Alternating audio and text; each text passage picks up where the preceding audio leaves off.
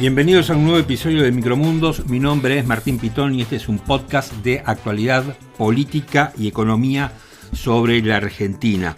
Hoy tenemos muchísimos temas, así que va a ser un resumen de la semana largo porque estamos viviendo, diría yo, un momento de mucho vértigo, tanto en la política como en la economía. Todo se está moviendo y me parece que estamos en un momento de definiciones. Que vamos a ver cuándo llegan esas definiciones, pero sí me parece que todo se está alineando para que el gobierno encare los últimos 2 años o la segunda etapa del gobierno de Javier Milei, si es que este es su primer mandato, y después, como ya se empieza a hablar, hay un intento de reelección. Bueno, más o menos vamos a hablar un poco de todo ese tipo de cosas. Vamos a hablar de la desesperación de Luis Caputo por conseguir los dólares que están debajo del colchón. Vamos a hablar de la designación de Maíquez, del papelón del gobierno argentino con la repatriación del gendarme Nahuel Gallo. Vamos a hablar un poco de todos esos temas que me parece que son o han sido los temas más importantes de la semana. Como les digo siempre, aquellos que quieran y tengan ganas y les guste Micromundos pueden ayudarnos invitándonos con un cafecito. Les dejo el link para invitarnos con un cafecito, que es bastante barato, en la descripción de este episodio. Y aquellos que también quieran y lo pueden hacer, suscríbanse a Micromundos, dennos un like, pónganos una estrella, porque todo eso, nos ayuda a crecer, nos ayuda a que el algoritmo nos quiera un poco y nos recomiende. Así que cada estrella de ustedes, cada like, cada recomendación que nos hace nos sirve para seguir creciendo. Muy bien, arrancamos Micromundos así. Ahorros en Argentina están en dólares y nosotros necesitamos que esos dólares vengan, se formalicen, vengan al sistema financiero para que pase esto que nosotros dijimos, para que empiece a haber crédito al sector privado. Una economía sin crédito no puede crecer. Nosotros como argentinos también tenemos que tener esa responsabilidad social de decir, bueno, terminemos con el pasado. Ustedes están perdiendo plata. Fíjense la paradoja esta. Tienen los dólares en sus casas, ustedes perdiendo plata, ¿sí? Pero además el que más pierde es el país. Porque de vuelta, esos son dólares, esa es plata que no se canaliza al crédito. Cuando las pymes se quejan y dicen no tenemos crédito, y bueno, ¿y cómo vamos a tener si tienen los ahorros en sus casas? El título del episodio de hoy de Micromundo justamente hace alusión a este discurso que dio Caputo la semana pasada en Mendoza, ¿no? Caputo quiere tus dólares y el colchón también. Eso es lo que quiere Caputo. Está desesperado por tener dólares. Y es un poco contradictorio que alguien como Caputo, que ha amasado una fortuna considerable merced a su trabajo en el sector privado, le pida a la gente, exhorte a los argentinos e incluso hasta trate de tocar alguna cierta conciencia de culpa, psicopatea a sus interlocutores diciendo traigan la plata para acá cuando él tiene gran parte de su patrimonio en el extranjero. Declarado, pero sería un muy buen ejemplo por parte del ministro traer su plata para demostrar que él confía en su propio plan económico. Lo que pasa que si él mantiene su plata en el extranjero, da la impresión que él mismo, que Caputo no confía en Caputo. Y a mí me parece que de lo que acaba de decir el propio Caputo, de lo que acabamos de escuchar en este tramo de ese discurso, acá lo que pasa es que este gobierno, y en particular la gestión económica, no ha demostrado generar la suficiente confianza como para que la gente vuelque sus fondos aquí, los repatrie, los vuelque en el sistema financiero, ¿no? Hay, dicen, entre 300.000 y 400.000 millones de dólares en poder de la gente, atesorados en cajas de seguridad, colchones, el exterior, un canuto en el jardín, adentro de un enano. Bueno, de cualquier manera, pero no están allí, donde Caputo dicen que tiene que estar. Y parece mentira que Caputo, esto ya no es un tema económico, casi es para que lo analice un psicólogo, te psicopatea diciendo, bueno, en definitiva, cuando una pyme se queja que no hay crédito, la culpa es tuya, porque la plata está afuera. Entonces, si no traes la plata, no hay crédito. Es increíble. Cuando gran parte de la mayoría de los principales funcionarios de este gobierno tiene su plata afuera, empezando por el propio Caputo, que declaró en la Oficina Anticorrupción 11.851 millones de pesos, 66% de los cuales los tiene en el exterior, en la isla de Man y en los Estados Unidos. No digo que Caputo no lo pueda hacer, no digo que el patrimonio de Caputo sea adquirido de manera ilegal. Lo que digo es que el señor que te está diciendo, che, trae los dólares porque tenés que tener conciencia social, tenés que ayudar a que el país crezca, tiene la plata afuera, la mayor parte de su patrimonio está afuera. ¿Se acuerdan de Gerardo Huerten, que fue canciller de este gobierno? Él declaró 92.056 millones de pesos. El 65% del patrimonio de Huerten, ¿dónde está? En Suiza, Estados Unidos, Uruguay y Puerto Rico.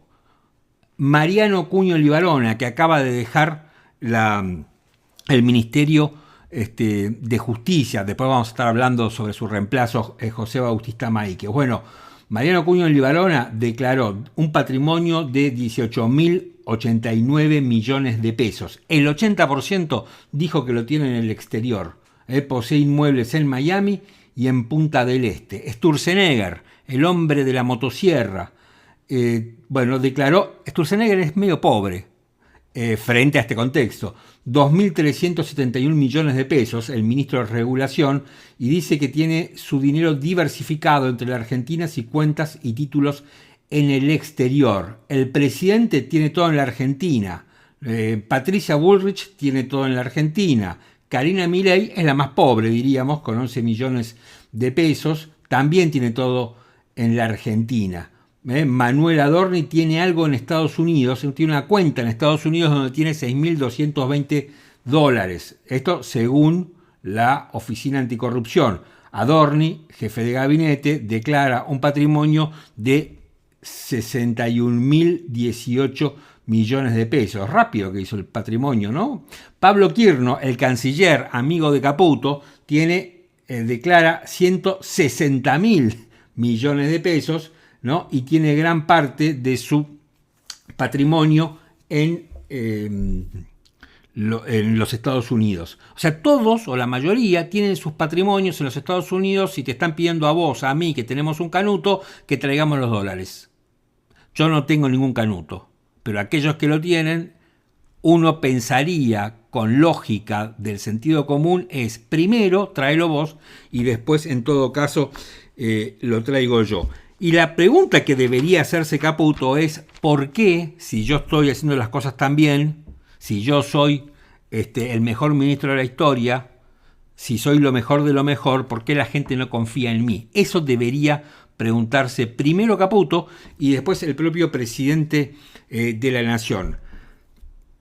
En un contexto muy complicado para la economía real, donde tenés un constante aumento de la desocupación, donde tenés todos los días, nos enteramos que hay una empresa que entra en convocatoria de acreedores o que quiebra, como el caso de Garbarino, pero bueno, hay muchas más, en un contexto donde además se está disparando la morosidad, las tasas que cobran los bancos. Yo no entiendo por qué un banco cobra 70% de tasa de interés cuando la inflación anual está entre el 20 y el 30%.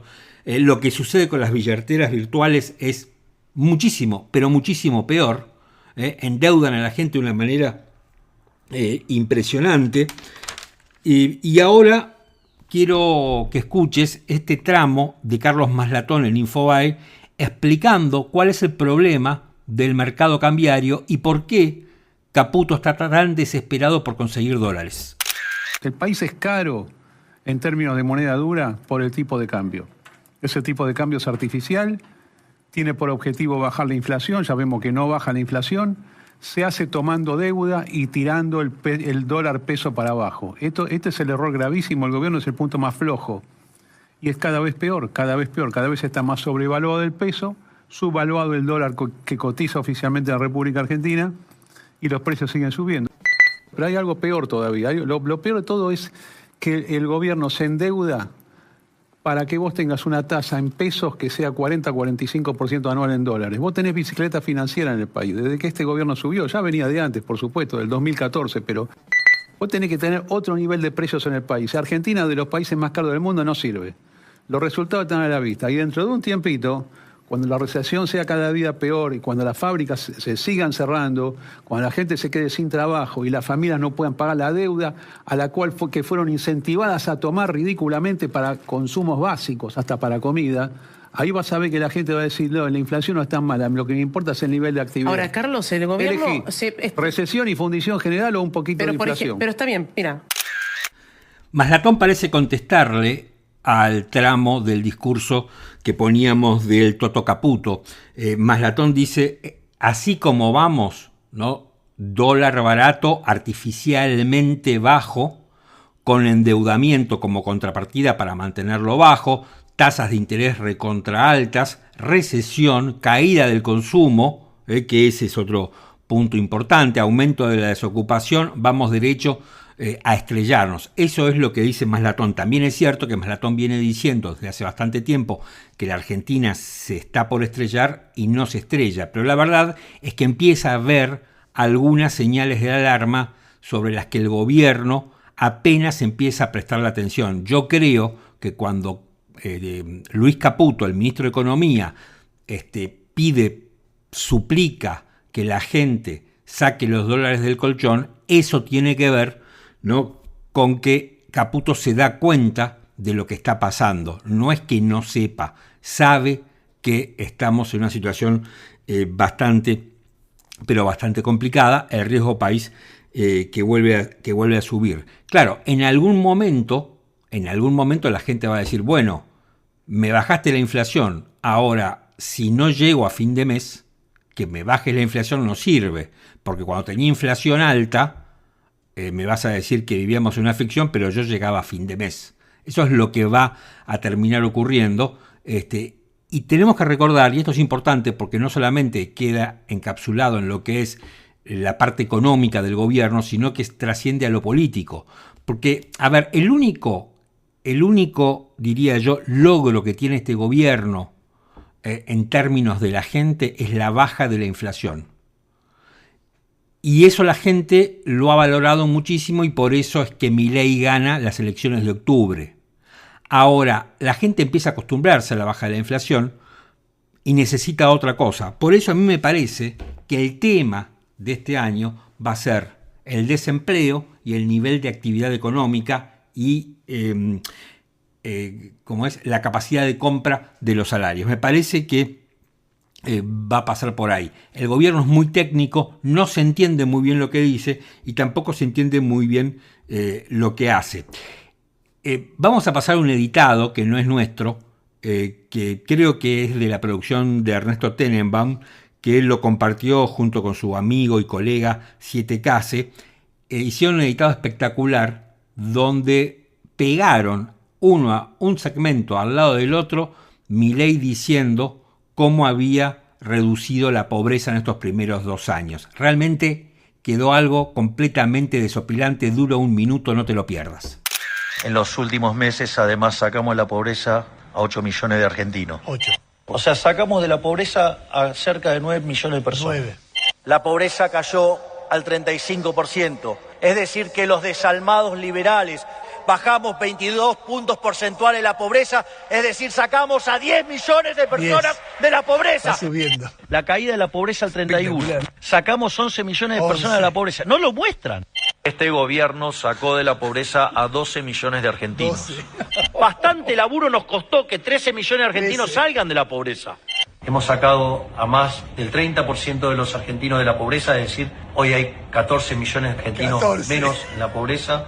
Hemos sacado de la pobreza 30% de la población. Sacamos 15 millones de personas de la pobreza. Con el mismo porcentaje aparte, ¿no? El 13, 14 y 15 millones es con el mismo porcentaje, con el 30. No sabés sumar, lee bien los números, el chamullero. Bueno, si el tema no fuera tan preocupante y que estamos hablando de pobreza, realmente sería bastante cómico, ¿no? Una tragedia cómica o en tono de comedia. Lo que me parece que este editado demuestra, además, es con la poca seriedad que el gobierno maneja las estadísticas y la poca seriedad que tiene en el relato. O sea, a Milei no se le puede creer nada cuando habla de cifras, ¿no? El editado empieza diciendo, el propio Milei, que sacó a 8 millones de personas de la pobreza, 8 millones de argentinos, y termina en 15 millones en 2 años. Bueno, ¿cuáles son? A ver, hay bastante controversia en cuanto a la medición de la pobreza, pero por más controversia que haya, no hay ninguna medición que acredite lo que dice Milei. Según el INDEC, organismo oficial, en el segundo semestre del 2023, es decir, cuando Javier Milei asume como presidente de la nación, la pobreza se ubicaba en 41,7%. Después del ajuste del primer semestre del 2024 que hace Luis Toto Caputo, la pobreza trepa casi 12 puntos, 52,9%. El último dato es del primer semestre del 2025, que comparado con el final del gobierno de Alberto Fernández, da cuenta que habría 4,5 millones menos de pobres. Es decir, que está muy lejos de los 8 millones de pobres que decía al principio de este editado Javier Milei y, por supuesto, mucho más lejos de los 15 millones con los que Milei termina diciendo que bajó la pobreza al final de esta edición. El Observatorio Social de la UCA, y lo digo y hago hincapié en el Observatorio Social de la UCA, porque cuando el kirchnerismo tergiversaba las estadísticas del INDEC, obviamente quedan tergiversadas las estadísticas de pobreza, y todos nos referenciábamos con lo que decía el Observatorio Social de la UCA. Por eso me parece que es importante traerlo a colación. El Observatorio Social de la UCA tiene otra forma de medir la pobreza. Bueno, esa forma de medir la pobreza dice que desde que asumió Milei, la pobreza bajó solo 2,10 puntos, que esto equivale a 1 millón de personas. 1 millón de personas contra todo lo que decía Milei. Cualquiera de las dos que tomen, el INDEC o el Observatorio Social de la UCA, no le dan la razón a Javier Milei. Y me parece que es un tema muy, pero muy importante. Dejo la cuestión económica acá y me meto con la política. Nunca hizo tanto ruido un cambio de gabinete como la salida de Mariano Cuño Libarona y la entrada de un señor que se llama Juan Bautista Maíquez en el gabinete de la Nación, dándole un nuevo triunfo a Karina Milei, que es un poco la reina madre de este gobierno, en detrimento y una nueva derrota a Santiago Caputo y sus fuerzas del cielo. Hay algo bastante... Maíquez es un tipo, diría yo, que viene de gran prosapia judicial, pertenece a la familia judicial, que es la manera elegante de denominar a la casta dentro del ámbito del Poder Judicial. Su padre es juez de casación, a su vez tiene hermanos que también están dentro de la justicia como él. Paradójicamente fue durante la gestión de Germán Garabano en la presidencia de Mauricio Macri el tercero del Ministerio de Justicia. El primero era Garabano, muy acusado de todo tipo de cosas por Elisa Carrió. Después venía una persona que hoy, ahora se me fue el nombre, que hoy está como juez en el Superior Tribunal de Justicia, y Maíquez era el tercero. Hay algo bastante extraño, porque es bastante extraño Milei, ¿no? Que Maíquez no lo conocía a Milei, que el puesto se lo ofrece Karina, y que Maíquez lo conoce a Milei el día de la jura. Escuchá cómo lo contaba. ¿Con Javier Milei habló? No. Hablé el día de mi asunción, estuve con el presidente, previo a mi asunción, estuve posterior a mi asunción, y fue la única vez que lo vi.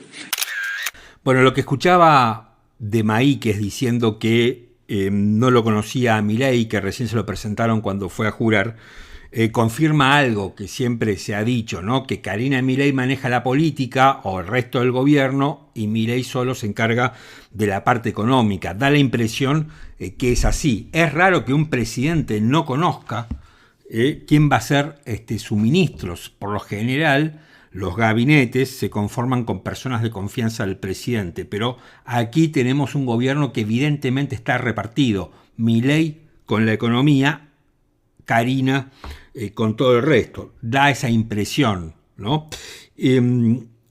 Sobre Maíquez, me parece a mí que su desembarco en el gabinete, yo decía que este es un nuevo triunfo de Karina Milei, que viene sumando triunfos en detrimento del poder que va perdiendo Santiago Caputo y sus fuerzas del cielo, confirman algo que todos sospechábamos, que ese famoso triángulo de hierro no existe. Ese triángulo de hierro en realidad tiene un solo lado, un extremo que empieza en Javier Milei con otro extremo que termina en Karina Milei. No hay lugar para nadie más. En la cúspide del poder de La Libertad Avanza solamente están los hermanos. O sea, y aquí me quiero detener en algo interesante, que me parece a mí interesante del manejo del gobierno, que tiene que ver con que Karina Milei tiene un manejo, si se quiere, muy peronista o muy kirchnerista de los temas políticos y de la gestión del gobierno.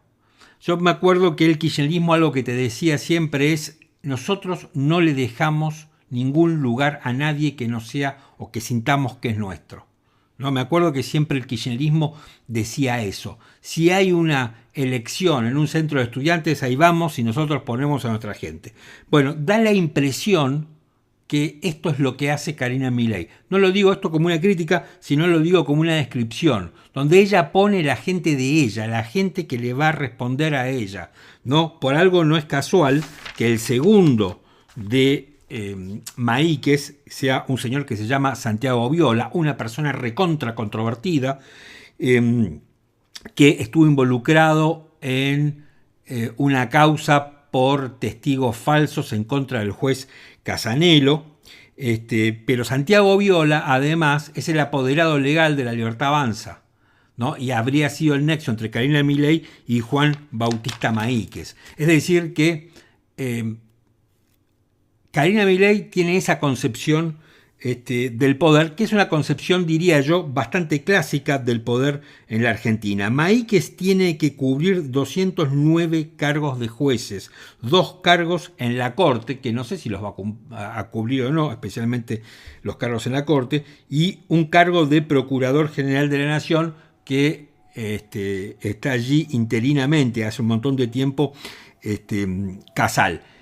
Digamos, mucho se ha criticado a Maíquez, y yo he sido uno de los que lo ha criticado en un par de columnas que escribí en Mendoza Online, ¿no? Por su llegada, un hombre vinculado con la AFA, un hombre vinculado con el Chiquitapia, y que una de las primeras medidas que tomó fue pedirle la renuncia a Daniel Vítolo, el inspector general de justicia, el hombre fuerte de la IGJ, que venía reclamándole información a la AFA del Chiquitapia y que la AFA no le daba esa información, y que una semana antes que renunciara finalmente Mariano Cuño Libarona había elevado el pedido de designación de veedores en la AFA.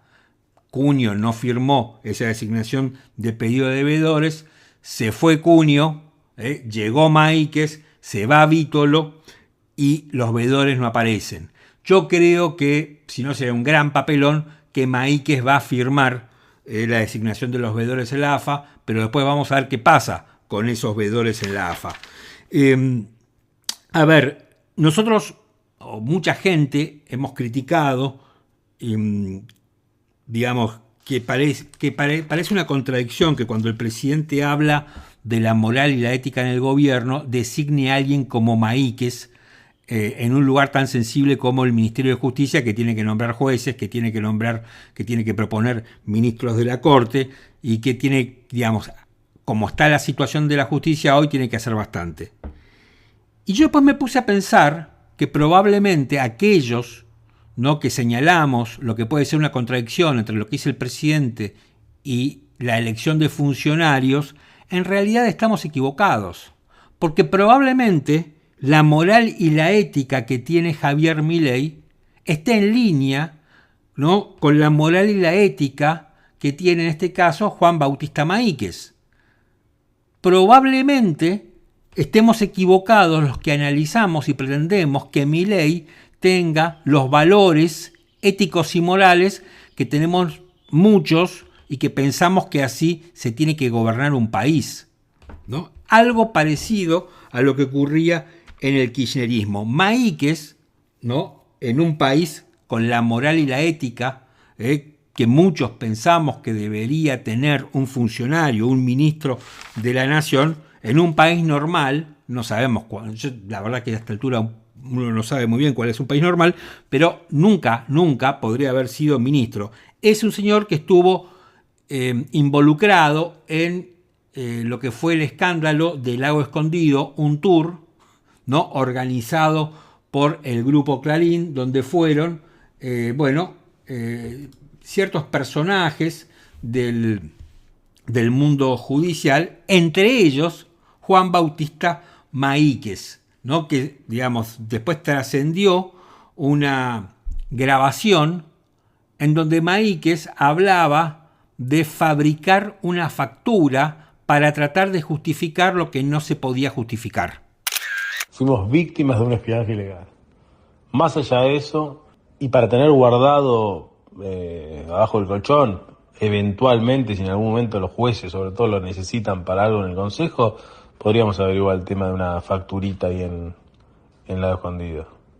Yo no creo que sea necesario usarla en ningún momento, pero por la duda, para tenerlo. Es increíble escuchar esto, ¿no? Ese es el flamante ministro de Justicia que dice, bueno, podremos averiguarlo de alguna facturita para tenerla bajo el colchón por las dudas. Es como, bueno, ¿quién no tiene un par de facturas apócrifas debajo de un colchón? Evidentemente, Maíquez lo que quería era cometer un delito para encubrir otro delito, que es el delito, o era el delito de dádivas. Finalmente, obviamente, como sucede entre lo que es la corporación judicial, esta causa no llegó a ninguna parte. Pero digo, este es el perfil del flamante ministro de Justicia. Este es el señor que tiene que proponer jueces, que tiene que proponer jueces de la Corte, ¿no?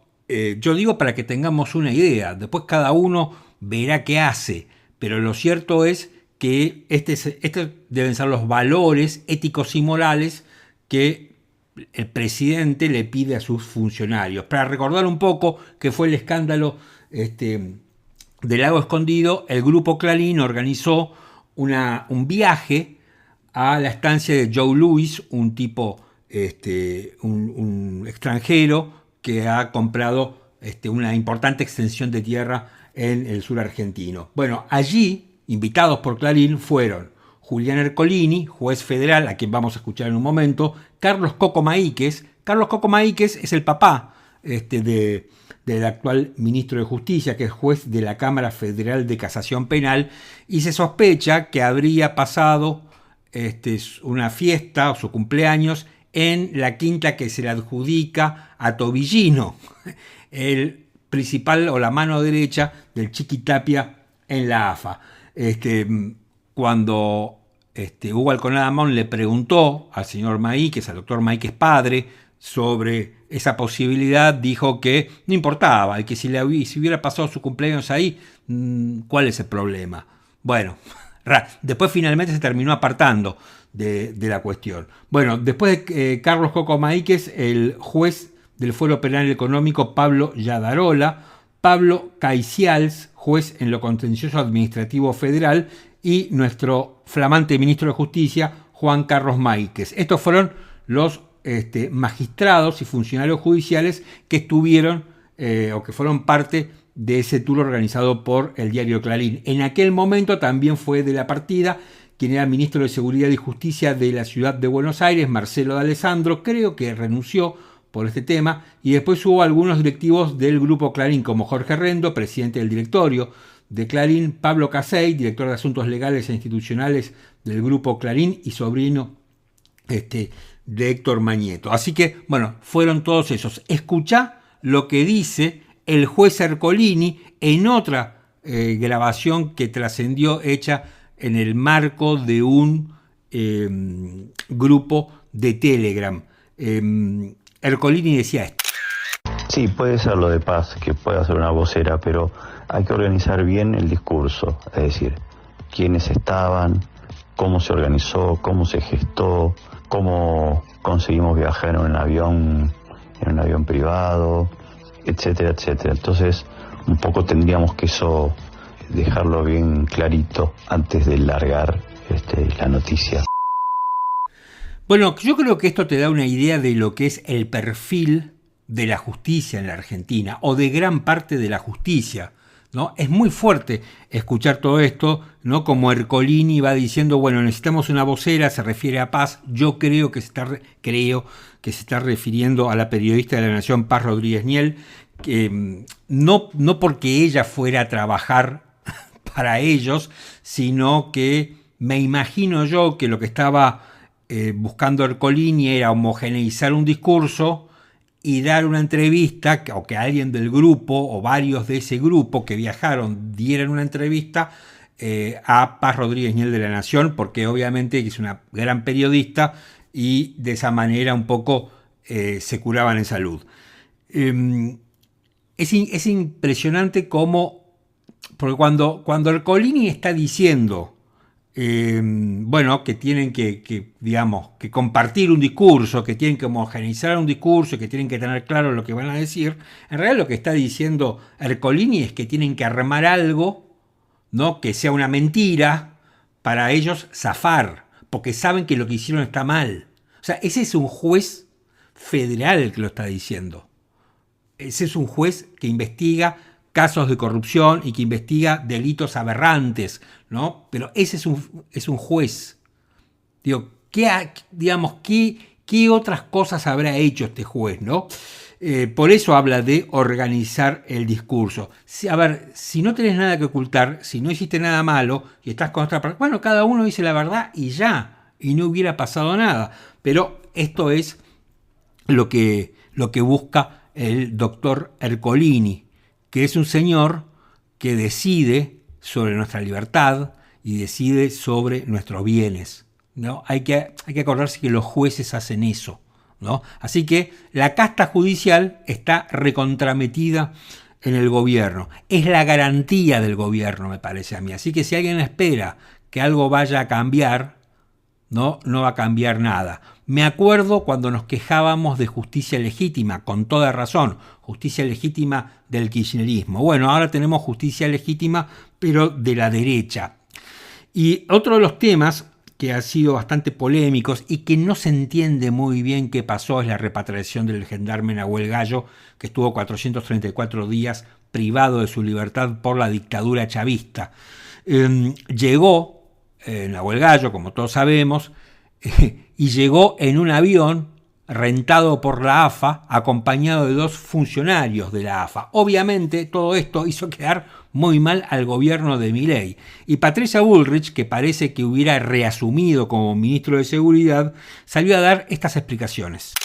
Bueno, cuando lo fueron a buscar, se enteró en ese momento que había un avión donde había 2 representantes de la AFA, que después le pidieron que diga que había sido la AFA, y él decidió no decirlo porque él sabe que su país estuvo siempre. También les agradeció que lo hayan traído, pero lo hizo de manera privada y no lo quiere hacer públicamente. ¿Qué análisis se hace sobre ese tema, Patricia? ¿Qué análisis se hace sobre la intervención de la AFA? A ver, aquí hubo un intento de apropiación. Ellos podían llegar a Delcy Rodríguez, son amigos o comparten ese mismo modelo, ese mismo régimen. Nosotros no. Nosotros siempre hemos tenido dificultades. Nuestra embajada fue destruida en Venezuela, siempre tuvimos dificultades. Bueno, Gallo está acá, eso es lo importante. La escuchás a Patricia Bullrich, que parece haber reasumido como ministro de Seguridad porque ahora es senadora. Es curioso lo que dice Bullrich, ¿no? Porque en realidad el gobierno argentino cometió un gran papelón, ¿no? Porque diría yo, la persona que se ha convertido en un emblema de la corrupción como es el Chiqui Tapia, posibilitó, yo no sé a través de qué medios, pero posibilitó en definitiva que Nahuel Gallo vuelva a la Argentina. Bullrich habla de un intento de apropiación y dice, bueno, porque el Chiqui Tapia y la dirigencia de la AFA son los que comparten la misma ideología que Delcy Rodríguez. Probablemente sea así, y uno también podría decir qué suerte que es así, si eso fue lo que posibilitó la repatriación de Nahuel Gallo. A mí no me queda claro nada sobre Nahuel Gallo, lo digo en serio. No tengo no sé qué terminó por hacer la AFA, no sé si la que lo libera a Gallo es verdaderamente la AFA, si el gobierno argentino tuvo alguna injerencia, parece que no. Parece que el gobierno argentino se había olvidado un poco de Nahuel Gallo y ahora que cometió todo este papelón quedó absolutamente en ridículo. Para mí, digamos, uno de los peores que quedó fue el canciller Pablo Kirno, porque él tenía que negociar, ¿no?, la liberación de Nahuel Gallo. Explicó esto. Que la presión que Argentina puso a través de sus reclamos y a través de los reclamos de estos países amigos, de estas instituciones amigas, se han sido aumentando la presión. No nos olvidemos una cosa. Nahuel Gallo está liberado hoy por las acciones de Estados Unidos del 3 de enero. Con Maduro en el poder. O sea, esto no sucedía. No sucedía eso ni claro. Con los amigos, ni con los amigos que tiene el régimen, ni con los amigos argentinos que tiene el régimen chavista. Porque acá lo estamos corriendo el eje de la discusión. O sea, ¿quiénes son los amigos del régimen chavista, madurista, que han permitido? O sea, ahora, ¿el gobierno argentino se va a meter en el medio de esa situación, conociendo que esa situación se estaba desarrollando? La única prioridad que nosotros hemos tenido siempre es la seguridad de nuestros ciudadanos. Bueno, en un punto Kirno está admitiendo que sus negociaciones y sus contactos con gobiernos amigos, como el de Francia, el de Italia, y su charla incluso con Marco Rubio, el secretario de Estado de los Estados Unidos, fracasó porque dice, bueno, el gobierno argentino no se iba a meter en el medio de una suerte de negociación entre los amigos chavistas argentinos del régimen chavista, que ahora es apoyado por los Estados Unidos, principal aliado de la Argentina. Bueno, no se iba a meter con eso para no entorpecerlo y evitar más retrasos.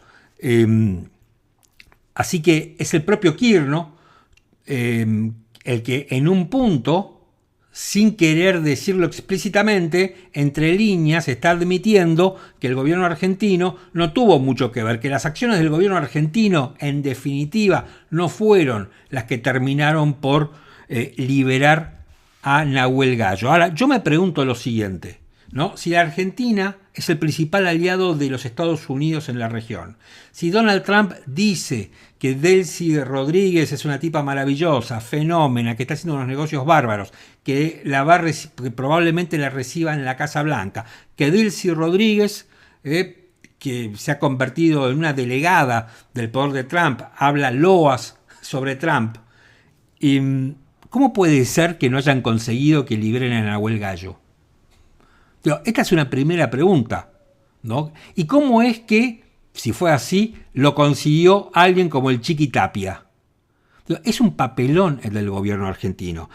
Y en el caso de Kirno todavía es más papelón, porque Kirno es un compadrito, es un cancherito. Yo lo sigo en Twitter y reta a la gente, reta a los embajadores, les manda órdenes a través del Twitter. O sea, es una cosa, lo de Kirno es un tipo muy soberbio, que no le da el piné para estar como canciller, porque hay que saber ser canciller. Yo no sé por qué lo habrán elegido.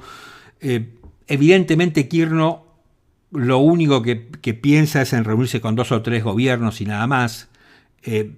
Evidentemente no está bien asesorado, no sé dónde estarán los cuadros técnicos de la Cancillería, tal vez él no escucha los cuadros técnicos de la Cancillería, pero me parece que lo han metido a Kirno en un lugar para el cual no es competente, no está preparado.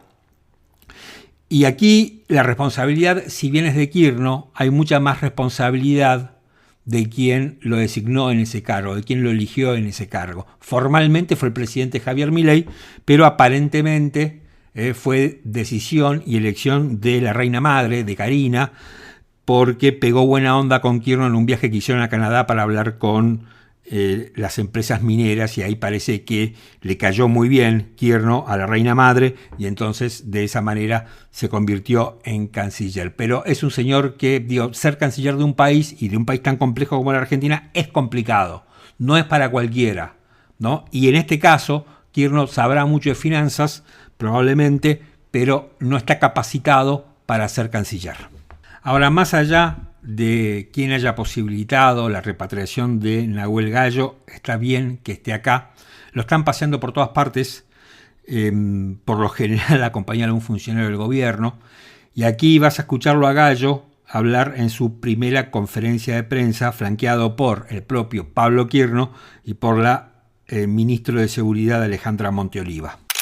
He conocido muchísimos venezolanos, muchísimos me han ayudado, así sea con una media me han ayudado. Porque los extranjeros no teníamos visita, no teníamos llamada.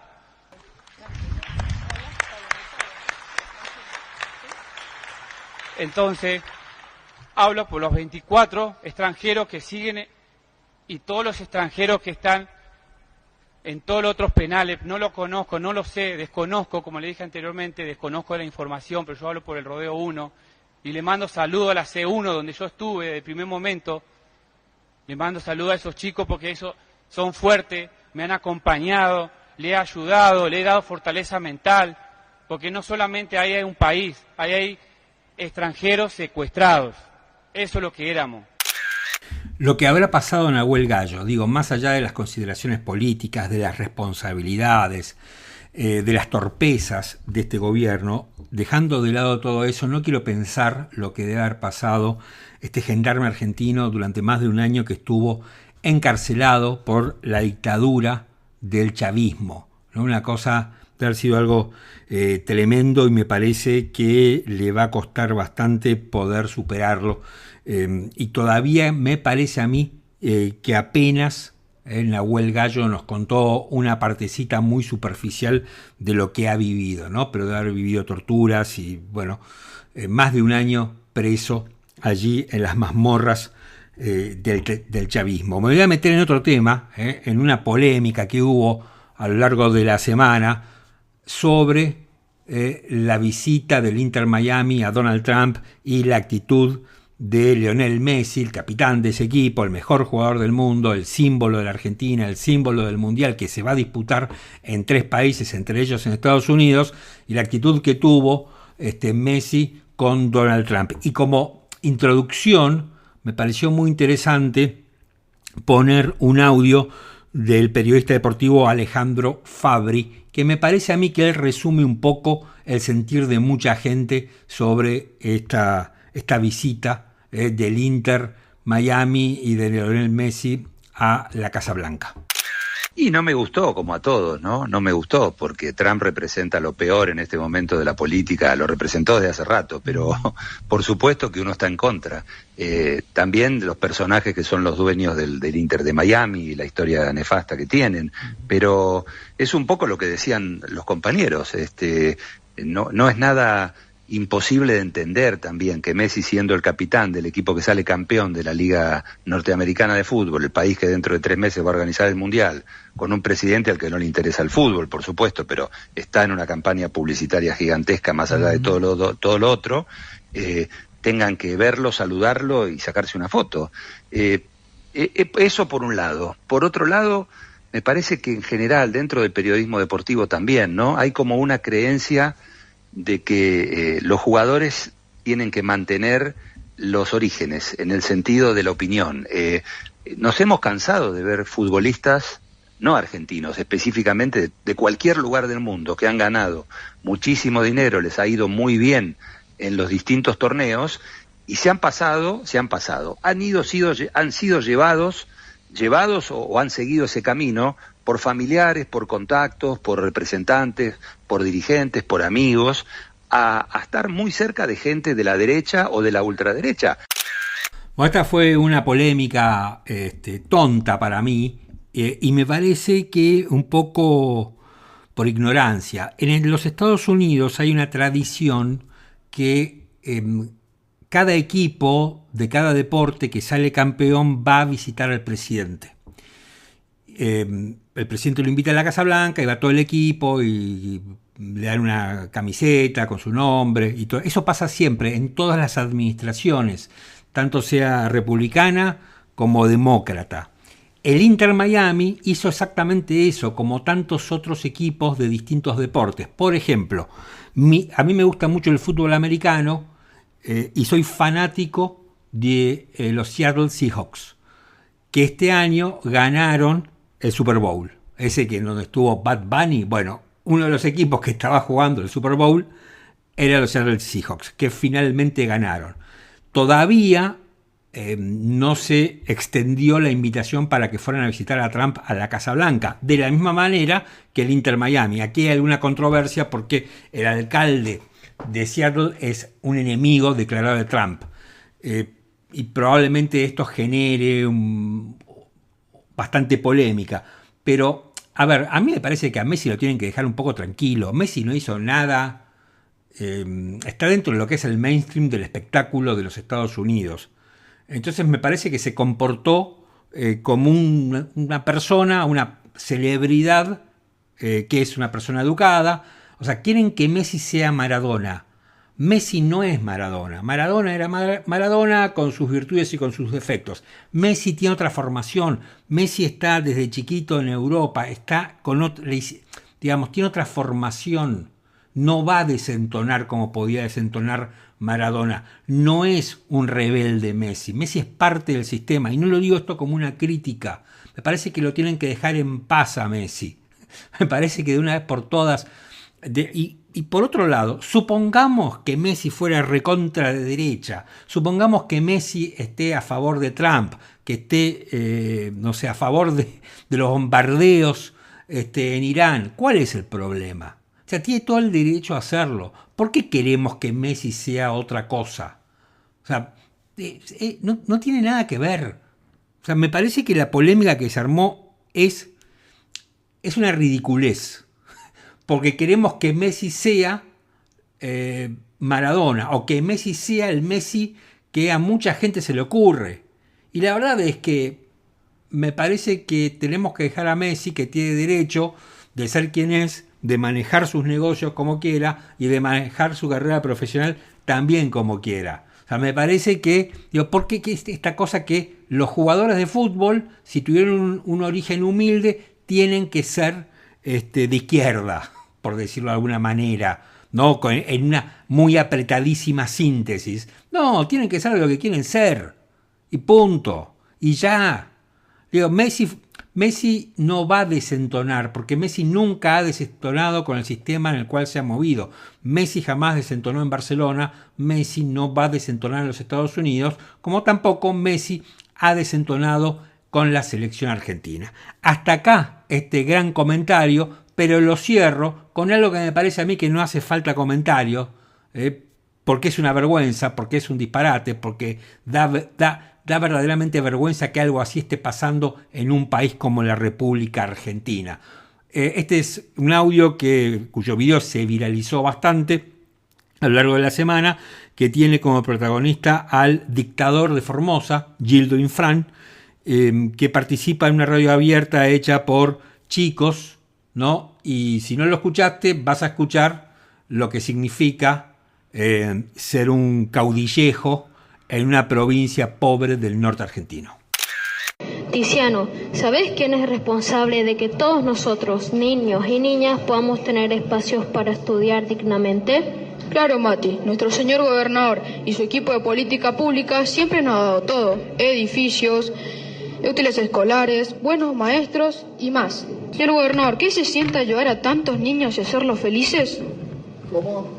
¿Qué se siente ayudar a tantos niños y hacerlos felices? con que se siente satisfacción. Señor gobernador, estamos muy ansiosos. ¿Este año recibiremos los útiles guardapolvos y zapatillas como nos tiene acostumbrados a recibir? Lo están recibiendo en todas las instituciones educativas de la provincia. Con el honor que nos haya acompañado el señor gobernador, el querido tío Gildo. Los esperamos en la próxima. Gracias.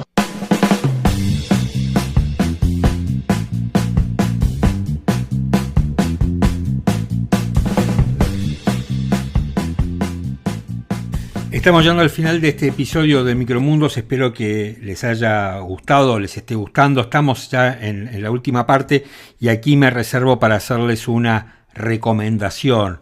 En esta oportunidad una miniserie italiana que se llama Portobello y que la pueden encontrar en HBO. Yo después les voy a dejar, como hago siempre, el tráiler en la descripción de este episodio. Es raro porque los italianos no son muy...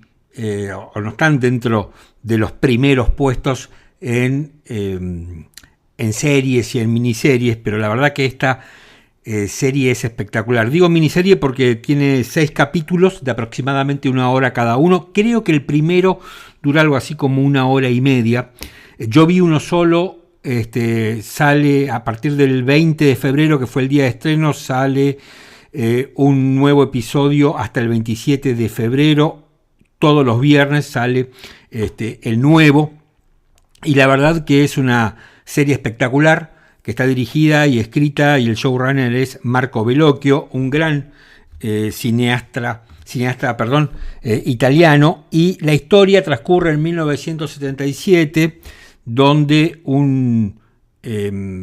lo que podría ser en la Argentina un Tinelli, pero que se llama Tortora, tiene un programa que se llama Portobello y que más o menos lo ven 12 millones de personas una vez por semana. Dura 90 minutos y es un gran show de varieté. Más que Tinelli, digo Tinelli por la fama, pero lo que podría haber sido como tipo de programa Sábados Circulares de Pipo Mancera, un programa de varieté donde hay de todo, ¿no? Un loro que habla, trucos de magia, reúne parejas, hay números musicales. Eso es, el tipo es impresionante la popularidad que tiene, es conocido por todo el mundo. Y transcurre en 1983, donde, Enzo Tortora ese año fue arrestado porque estaba acusado de pertenecer o ser miembro de la mafia napolitana. Un arrepentido de la mafia lo había incriminado injustamente allí. Y esto tiene que ver con lo que tiene que ver, y se va a ir desarrollando, con lo que es el juicio, la cárcel, y cómo termina la vida de Enzo Tortora, que está personificado por el actor Fabrizio Gifuni. Es una serie espectacular, yo se las recomiendo. 6 episodios, no es un mamotreto de esos que no terminan nunca, y me parece que está actuada, está contada, está dirigida con muchísima belleza, con muchísima elegancia, muy bien, así que yo se las recomiendo. Bien, hasta acá llegó Micromundos, mi nombre es Martín Pitón, como siempre les pido, si tienen ganas, recomiéndennos, que nosotros vamos a estar encantados, y si nos quieren mucho, pero mucho, mucho más, pueden invitarnos con un cafecito. Les dejo el link en la descripción de este episodio. Estamos en todas las plataformas de podcast y también tenemos un canal en YouTube donde pueden escuchar este podcast por allí. Chao y gracias. Gracias por su valiosa atención.